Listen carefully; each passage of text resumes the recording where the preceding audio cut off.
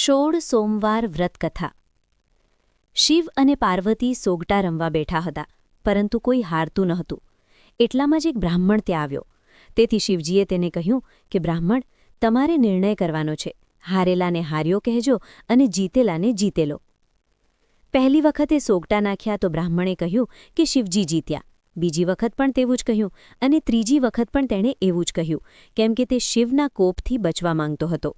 પરંતુ પાર્વતી ગુસ્સે થઈ ગયા અને તેને શ્રાપ આપ્યો કે જા, તને રક્ત પીત્યો અને કોડ થશે।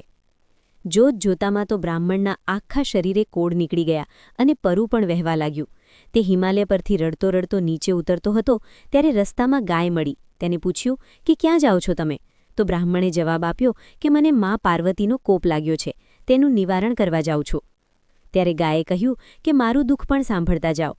મારા આંચળ ફાટું ફાટું થાય છે, પરંતુ મારું દૂધ કોઈ પીતું નથી, વાછરડા પણ ધાવતા નથી, તો એવા કયા પાપ કર્યા છે તેનું નિવારણ પણ પૂછતા આવજો। ત્યારબાદ તેમને ઘોડો મળ્યો। તેને પણ બ્રાહ્મણની વાત સાંભળી પોતાનું દુઃખ જણાવ્યું કે મારે પીઠ પર મોતીના પલાણ છે, પરંતુ મારી પર કોઈ સવારી કરતું નથી। મેં એવા તે કયા પાપ કર્યા હશે તેનું નિવારણ પણ પૂછતા આવજો। ત્યારબાદ આગળ જતાં તેઓ એક આંબા નીચે આરામ કરવા બેઠા હતા તો આંબો પણ બોલ્યો કે હે બ્રાહ્મણ, મારા સવા શેરના ફળ ખાનાર વ્યક્તિ મોતને શરણે થાય છે, તો તેનું નિવારણ પૂછતા આવજો। જ્યારે તેઓ તળાવે પાણી પીવા ગયા ત્યારે એક મગર ત્યાં આવ્યો અને કહેવા લાગ્યો કે મારા રૂએ રૂએ બળતરા થાય છે, પાણીમાં રહું કે બહાર, બળતરા તો ઓછી થતી જ નથી, તો મારા પાપનું પણ નિવારણ પૂછતા આવજો। શરીરે પરુ નીતરતું હતું અને બ્રાહ્મણ ઘોર જંગલમાં જઈને એક પગ પર ઊભો રહીને તપસ્યા કરવા લાગ્યો। કાંઈ પણ ખાધા કે પીધા વિના તે શિવજીના જાપ કરવા લાગ્યો। ભગવાન શિવ તેના ઘોર તપ પર પ્રસન્ન થઈને બોલ્યા કે માંગ માંગ, જે જોઈએ તે આપું। તો બ્રાહ્મણે કહ્યું કે હે પ્રભુ, મારા કોઢનું નિવારણ કરો। તો ભગવાને કહ્યું કે જા, તું શ્રદ્ધાપૂર્વક સોમવારનું વ્રત કરજે, તારું દુઃખ દૂર થઈ જશે। બ્રાહ્મણે પૂછ્યું કે વ્રત કેવી રીતે થાય છે તે જરા મને જણાવો।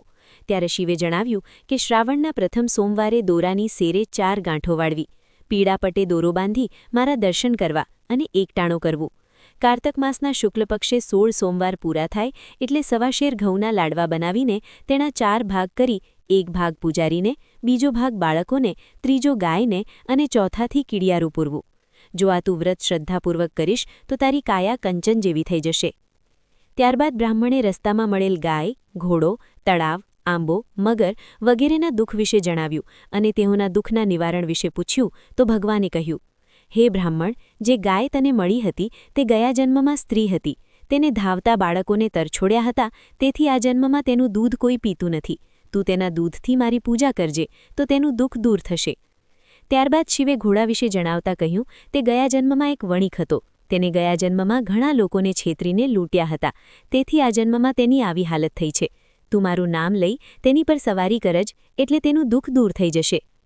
ત્યારબાદ શિવે આંબાનું દુઃખનું નિવારણ કરતા કહ્યું કે ગયા જન્મમાં એક કપટી કંજૂસ હતો અને તેને સાચાનું ખોટું અને ખોટાનું સાચું કરી ધન ભેગું કર્યું હતું, તેથી તેની આવી હાલત હતી। તું તેના નીચે ખાડો ખોદીશ તો તને ધનના ઘડા મળશે, તેનાથી તું પરબ બંધાવજે અને ગરીબોને દાન કરજે, તો તેના ફળ અમૃત જેવા થઈ જશે। મગર વિશે પણ જણાવ્યું કે તે ગયા જન્મમાં એક બ્રાહ્મણ હતો અને તે ખૂબ જ વિદ્વાન હતો, પણ તેને કોઈને વિદ્યાનું દાન કર્યું નહીં, તેથી તેના રૂએ રૂએ બળતરા થાય છે। તું બીલીપત્રને તેની આંખોને અડકાડીને તેને પ્રસાદ આપજે, તો તેની બળતરા શાંત થઈ જશે। બ્રાહ્મણે પાછા ફરતી વખતે બધાના પાપનું નિવારણ કર્યું, જે રીતે શિવજીએ કહ્યું હતું તેમ જ કર્યું, તો તે બધાને તેમાંથી મુક્તિ મળી ગઈ અને શિવજીના કહ્યા પ્રમાણે તેને 16 સોમવારનું વ્રત કર્યું, તો તેનું દુઃખ પણ દૂર થઈ ગયું અને તેની કાયા ફરીથી કંચન જેવી થઈ ગઈ। આ રીતે 16 સોમવારનું વ્રત કરવાથી દરેકને મનોકામના પૂર્ણ થઈ જાય છે અને ભગવાન શિવ સદાય તેમની પર કૃપાયમાન રહે છે। જો તમને આજની વ્રતકથા ગમી હોય તો વિડીયોને લાઇક કરો, શેર કરો અને અમારી ચેનલને સબસ્ક્રાઇબ કરવાનું ભૂલશો નહીં। આવી જ વધુ ધાર્મિક અને પ્રેરણાદાયક વાર્તાઓ સાંભળવા માટે અમારી સાથે જોડાયેલા રહો। ધન્યવાદ। રાધે રાધે।